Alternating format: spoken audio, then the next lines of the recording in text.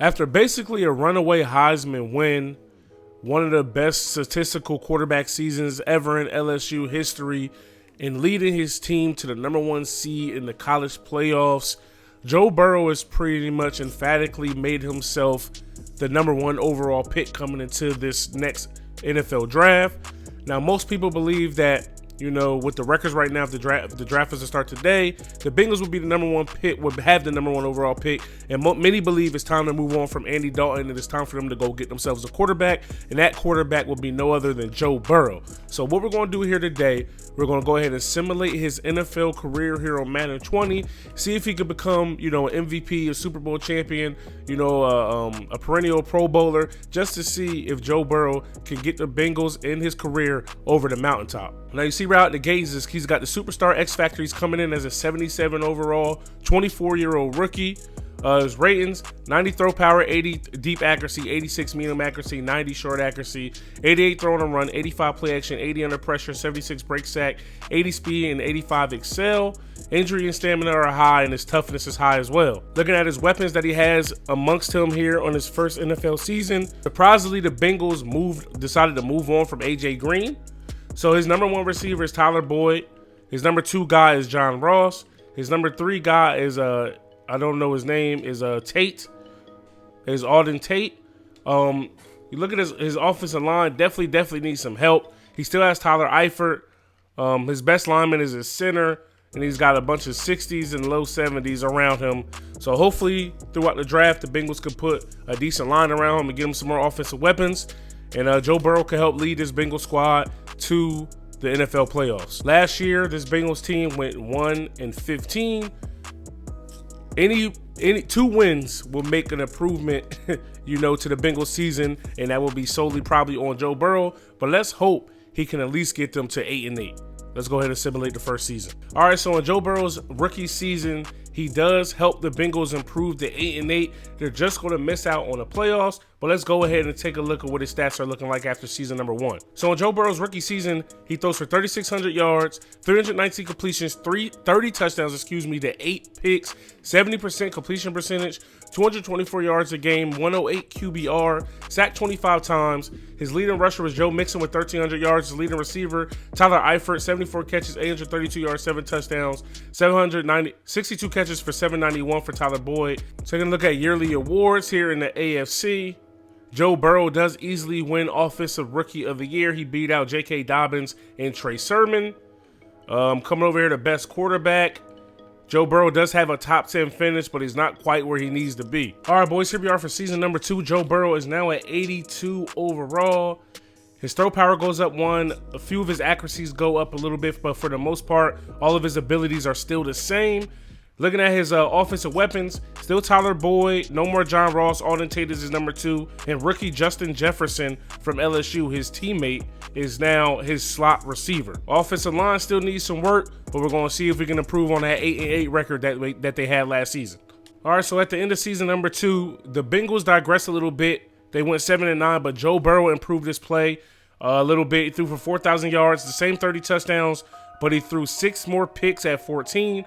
Completion percentage went up by 1, 251 yards a game, QBR 105, longest pass 51, sacked 24 times. Leading rusher, they picked up rookie Jonathan Taylor. Well, he's not a rookie anymore. They have Jonathan Taylor, 977 yards on the ground, 9 touchdowns. Top receiver Tyler Boyd, 972 yards, 5 touchdowns. Rookie Justin Jefferson, 7 touchdowns on 798 yards. 5 touchdowns from Alden Tate and 9 touchdowns from Tyler Eifert. All right, so this season, the Bengals go 10-6, but they are going to miss the playoffs, which is unfortunate. At the end of season #3, Joe Burrow, 3,700 yards, 309 completions. He's consistent with the 30 touchdown passes, only 9 picks. Completion percentage goes down a little bit. So does his yards per game. QBR goes back up to 108. Doesn't have a 1,000-yard rusher from Jonathan Taylor. He also picks up 4 rushing touchdowns on the ground. And receiving-wise, Tyler Boyd leads the way again with catches and yards. And Emmanuel Hall leads the squad with 10 touchdowns. All right, here we are at the end of season #4. The Bengals go 9-7. And it looks like we're going to miss the playoffs once again. Joe Burrow throws for nearly 4,000 yards. He goes up 1 on his touchdowns, 31. He goes down on his picks with 5. Completion percentage back up to 72%. Yards per game back up near 250. Passer rating 115, damn near 116. Got a 1,000-yard rusher for the first time ever, and another 683 yards from Devin Singletary. He also ran for 5 touchdowns himself. Receiving wise, nearly 2,000-yard receivers. Emmanuel Hall with 900 yards. So does Tyler Boyd, 8 and 9 touchdowns respectfully. And Justin Jefferson picks up 4 touchdowns and 822 yards himself. All right, guys. So I just realized the whole time that my studio lights weren't on. My apologies. The Bengals digress a lot at 6-10 this season. Joe Burrow is still yet to make the playoffs, but he does throw for 4,000 yards, 34 touchdowns, only 10 picks, 71 completion percentage, 251 yards per game, 109 QBR, sacked 33 times, 79 yards for his longest completion. He's got a 1,000-yard rusher again. He ran for 2 touchdowns himself. Receiving wise, Tyler Boyd gets 1,000 yards through the air, 14 touchdowns, 85 receptions. Justin Jefferson picks up 81 for 871, and his tight end picks up 77 for 809. All right, boys, here we are getting ready for season number 6. It looks like Joe Burrow finally has a competent offensive line. Still doesn't have that many weapons offensively. Tyler Boyd is still nice, and so, he's got Mecole Hardman, a speedster, on the outside, but I feel like we need that one receiver that could just really, really take over a game. So in season number 6, the Bengals go 10-5-1, and if you can see up top, Joe Burrow and the Bengals will be in the playoffs for the first time in his career. Joe Burrow throws for 3,800 yards, 36 touchdowns, 13 picks, 73 completion percentage, 240 yards a game, 113 QBR. His rushing, Devin Singletary ran for 1,100 yards. Receiving, Tyler Boyd and Mecole Hardman were very, very short. We're just shy of 1,000 yards. Tyler Boyd with 12 touchdowns, Mecole Hardman with 8 touchdowns. So the team is looking good. All right, let's see if we can win this first game of Joe Burrow's playoff career. They do indeed beat the Chargers 28-21. So in that playoff game, Joe Burrow threw for 258 yards, 2 touchdowns, a pick, sacked twice, 21 for 27, 77 completion percentage, and a W. So now here we are, playoff game number 2, divisional round against division rival Baltimore Ravens and Lamar Jackson. Can Joe Burrow pull off the upset? No, they lose a tight one, 24-21. Let's go ahead and look at the stats for that game. So the Ravens had to score 14 points in the fourth quarter to complete a comeback to win that game.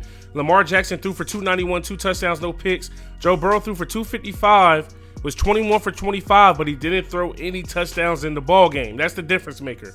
On the ground, Devin Singletary did his thing.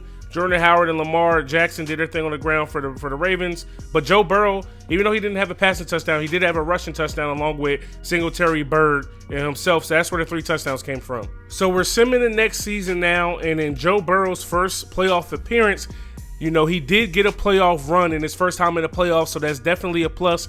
The team has to be able to build on this success or lack thereof for next season. So a year after making the playoffs at 10-5-1, we go 6-10 and emphatically are going to miss the playoffs.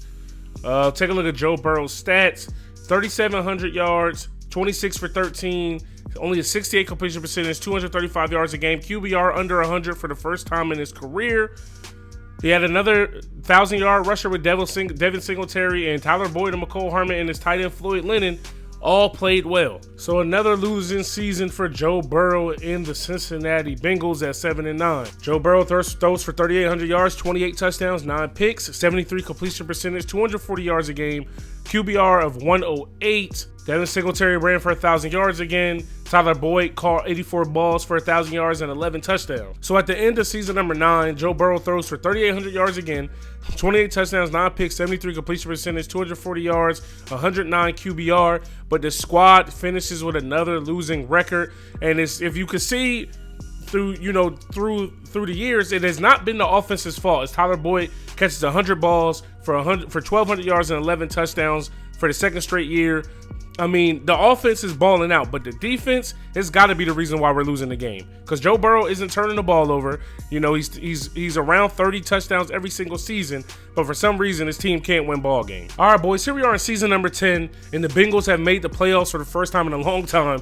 Joe Burrow throws for 4,100 yards, 37 for 50, 374 for 511, 30 touchdowns, 8 picks, 73 completion percentage, 259 yards a game, 109 QBR. This might be the year. Kennedy Brooks was his leading rusher at 685 yards. Demarius Dixon, 542. Joe Burrow ran for a rushing touchdown. He no longer has Tyler Boyd, but Keontae Harris and Floyd Lennon both went off for 900-plus yards. Keontae Harris was 7 yards away from 1,000. Only 2 touchdowns, though, 5 to Lennox. And Jamarius Thomas caught 79 passes, 894 yards, and 12 touchdowns. That's good. Yearly awards. Joe Burrow does not even finish in the top 10 for MVP, even though he got his team to the playoffs. Wow, with the numbers he was putting up, his team is not that good. He gets a top 6 finish in Offensive Player of the Year, and for best quarterback, he gets a top 5 finish. So we're going to jump in and super sim this playoff game and maybe play a little bit of it. Pat Mahomes versus Joe Burrow, the Bengals versus the Chiefs. Wild card round. Let's go. All right, so 7-7 here in the second. Make that 14-7. Joe Burrow and the Bengals have the lead. Pat Mahomes goes down and gets 10. Joe Burrow takes his offense back down to get another 7. It's 21-13. Joe Burrow has the ball in the fourth quarter. Now they're only up 2. Pat Mahomes goes down. They go up, and it's 27 seconds left, and they're down 1 point. Looks like we're on offense. Looks like I did a bad job of trying to do this. Oh, wow. Never mind. This game's over. All right, guys. So I did a horrible job trying to jump in this game and get the win for Joe Burrow and the Bengals. But Joe Burrow played insane. 23 for 26, 116 QBR, 88 completion percentage, 2 touchdowns. He did throw the 1 pick. Not really sure what part of the game he threw it. Pat Mahomes threw for 322 yards and just 1 touchdown. Looking at the score summary, we were winning the whole entire game, but the Bengals, Joe Burrow and the Bengals got absolutely shut out in the fourth quarter, and that ultimately is going to be the reason why they lost this game. All right, guys, for the first time in back-to-back years in Joe Burrow's career, we make the playoffs for back-to-back years. But look who we got to go up against for the second straight year, the Kansas City. Hey, mama. Mwah. You just brushed your teeth. You want to say hi? Say hi to everybody. Say hi. You get ready for school? Mwah. All right, I love you. But like I was saying, we got to play the Kansas City Chiefs for the second straight year, and we literally just lost to them in week 17. So this is going to be our second straight week playing them. Hopefully we can get some revenge in a W. Looking at Joe Burrow's stats for this season, Looking at Joe Burrow's stats for season 11, he throws for nearly 4,000 yards, 27 touchdowns, 9 picks, 74 completion percentage, 248 yards a game, 111 QBR. One thing Joe Burrow hasn't done in his career here so far, he hasn't thrown for 40 touchdowns ever, but he's consistently at 28 to 30 touchdowns every single season. Doesn't have an 1,000-yard rusher this year, but he does have 2 that go for 1,400 total. He runs for 5 touchdowns on the ground himself. Receiving-wise, Jamarius Thomas, 973 yards, 11 touchdowns. Floyd Lennox, 933 yards, 6 touchdowns. Keontae Harris, 833 yards, and 5 touchdowns. Joe Burrow does finish in the top 10 at number 6 for MVP this year. Coming over to the AFC, he finishes top 5 for Offensive Player of the Year. And for Best QB, he finishes top 6 behind the person he's going up here today in the playoffs in Patrick Mahomes. So Joe Burrow and the Bengals lose to the Kansas City Chiefs once again by 7. Looks like it was another good game. Pat Mahomes, 217 yards, 2 touchdowns, no picks. Joe Burrow, 298 yards, 3 touchdowns with 2 picks. On the ground, Javonte Mosley killed the Bengals with 145 yards and a touchdown. Receiving-wise, Jamarius Thomas did what he does. 8 catches, 96 yards, 3 TDs. I mean, he tried to single-handedly keep the team in the game. Keontae Harris also had 5 catches for 89 yards. All right, boys, so here in season number 12, Joe Burrow is still a starter in the NFL, but it is not for the Cincinnati Bengals. He has moved on in free agency to the Buffalo Bills. Not sure how much better they are than the Bengals, but hopefully, he can have a little bit more success here in the playoffs than what he did with the Bengals. So in season number 12 for Joe Burrow, 4,200 yards, 33 touchdowns, 15 picks, 69 completion percentage, 263 yards a game, 101 QBR. He has a decent rush. He has a decent rusher, 784 yards, 8 touchdowns. His leading receiver is tight end, 86 catches, 985 yards, 6 touchdowns. His receiver, Mason Kennedy, 76 catches, 860 yards, and 8 touchdowns. And Jeffrey Flynn, 82 catches, 749 yards, and 7 touchdowns. Even with all that offense, the Bills finished 8-7-1, and they're going to miss the playoffs. So with that So with that, I feel like this is a good place to end Joe Burrow's career. 12 seasons is a very, very long NFL career, especially as a starting quarterback. Very, very decent throughout his career. Threw for 4,000 yards 1, 2, 3, 4 times in his 12-year career. He only threw over 30 touchdowns 1, 2, 3, 4 times in his career as well. His average completion percentage for the most part was 70. He only had 3 years where he was under 70, and that was 69 twice and 68. Most completions he ever had in a season was 377, actually here in his final season. Most picks he ever threw in a season was 15, which was also in his final season. He threw double-digit picks 1, 2, 3, 4, 5 times. His average QBR was also about, at least 100. He only threw under 100 one time in his career, and that was in 2026, that one pretty poor year he had with the Bengals. The most rushing touchdowns he ever had was in the season was 6. He had 5 twice, then he had a bunch of 4s, 2s, and 1s. He even had 2 seasons with 0. So Joe Burrow ends his career with nearly 47,000 passing yards, 4,100 completions on 5,700 attempts, 363 passing touchdowns, 122 picks, career passing completion record of 71%, career passing yards per game 244, career QBR 108, career average yards per attempt 8.2. Longest pass of his career was 79. He was sacked 293 times in 192 games played. His career rushing number 621 attempts, nearly 2,700 yards, 4.3 yards a carry, 34 touchdowns with only 1 fumble. He broke 32 tackles as well. Longest run of his career was 10. And I said this. And Joe Burrow is going to end his career as the 16th best quarterback in NFL history. No Super Bowls, no championships, only 1 yearly award.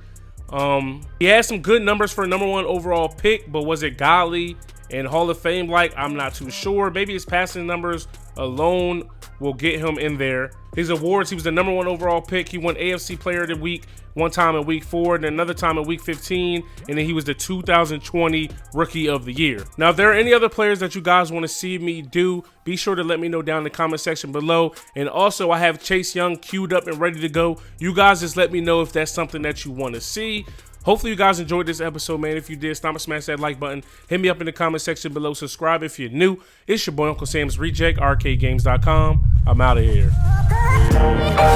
I want to give a special shout out to our Heisman sponsors, Isaac Johnson and AJO926.